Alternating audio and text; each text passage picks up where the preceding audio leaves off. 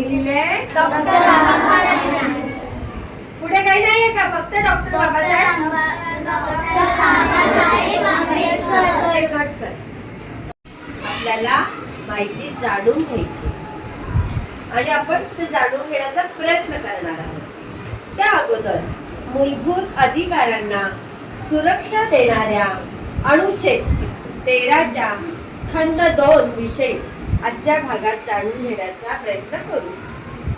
पुढे बघा. राज्य या भागाने प्रदान केलेले हक्क हिरावून घेणार नाही किंवा त्याचा संकोच करणारा कोणताही कायदा करणार नाही.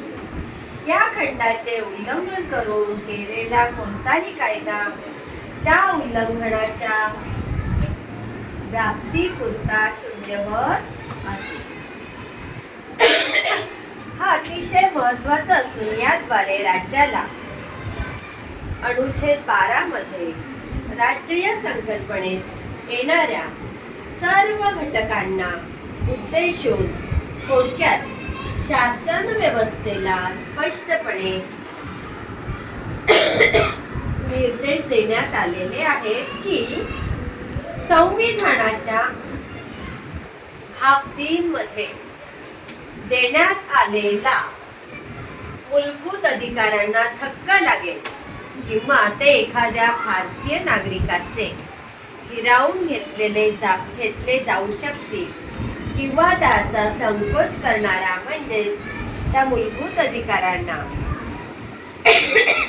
कमी पडेल अशा अर्थाचा किंवा प्रकारचा, लक्ष आहे ना सगळ्यांचं, कोणताही कायदा करता येणार नाही. आणि जर बहुमताच्या जोरावर संविधानाच्या भाग 3 मध्ये देण्यात आलेल्या मूलभूत अधिकारांना धक्का लावणारा किंवा ते हिरावून घेणारा किंवा त्यांचे संकोच करणारा कायदा शासन व्यवस्थेतर्फे बनवण्यात आला आहे. तो कायदा या अनुच्छेद 13च्या खंड 2 नुसार शून्यवत म्हणजे रद्द ठरवला जाईल. जसं कुठलाही बदल करता येणार नाही. अनुच्छेद 13चा खंड 2 हा अतिशय महत्वाचा आहे बघा, कारण नागरिकांच्या हक्क आणि अधिकारांवर मेहरबान होणारी तसेच त्यांच्यावर गदा आणणारी सर्वात मोठी यंत्रणा कोण आहे? शासन व्यवस्थाच असते. आणि ही शासन व्यवस्था कोणत्या विचारधारेच्या लोकांच्या ताब्यात आहे त्यावर बरेच काही अवलंबून असते. समजतं ना? ही शासन व्यवस्था कोणाच्या ताब्यात आहे? राजपूत मॅडमच्या आहे, सुप्रिया मॅडमच्या आहे. म्हणूनच भारतीय राज्यघटनेचे शिल्पकार विश्वरत्न डॉक्टर बाबासाहेब आंबेडकर संविधान सभेतील आपल्या शेवटच्या भाषणात म्हणाले होते की लक्ष द्या की संविधान कितीही चांगले असो ते राबवण्याची जबाबदारी ज्याच्यावर आहे. ते जर अप्रामाणिक असतील तर ते वाईट ठरल्याशिवाय राहणार नाही. म्हणजे आपण आपल्या संविधानाशी कसं राहिलं पाहिजे? एकनिष्ठ, प्रामाणिक, बरोबर.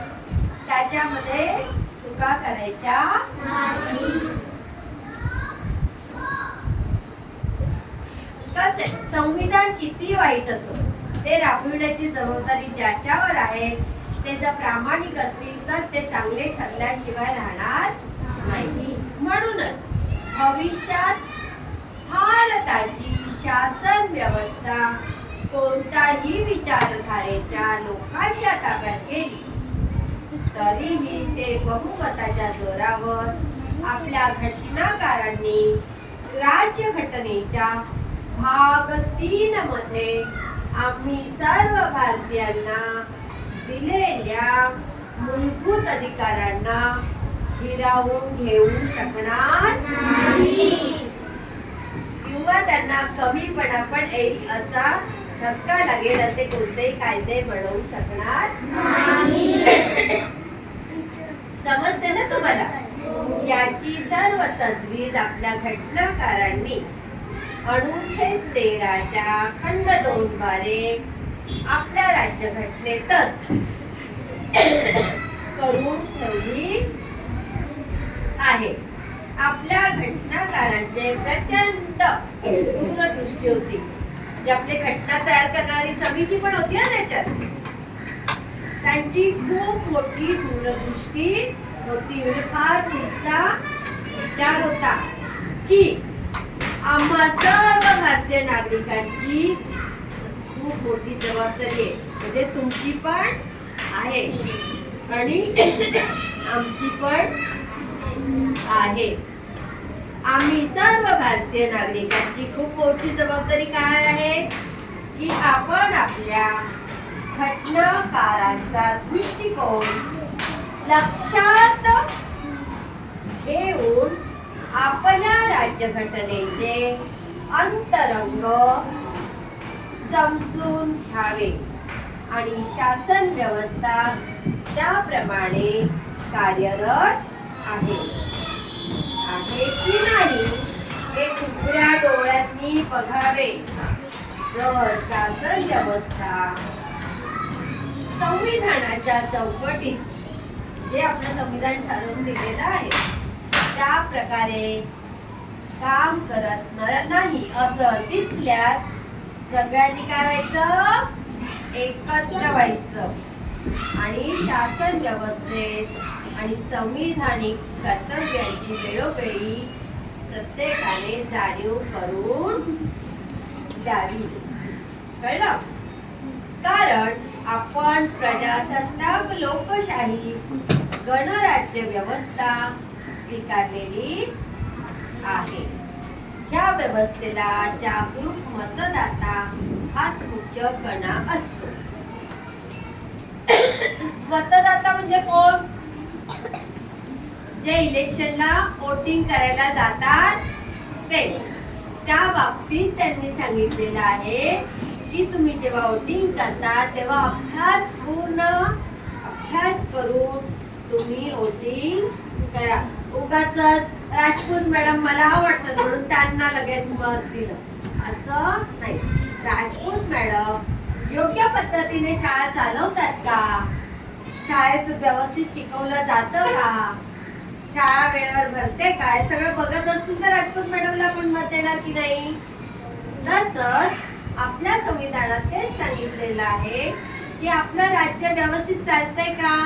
घटनेप्रमाणे जोच व्यवस्थित चालवत असेल त्यालाच तुम्ही मत द्या. आणि जर कोणावर अन्याय होत असेल तर हे विरोध करायला जा आणि योग्य त्या व्यक्तीलाच मत द्या.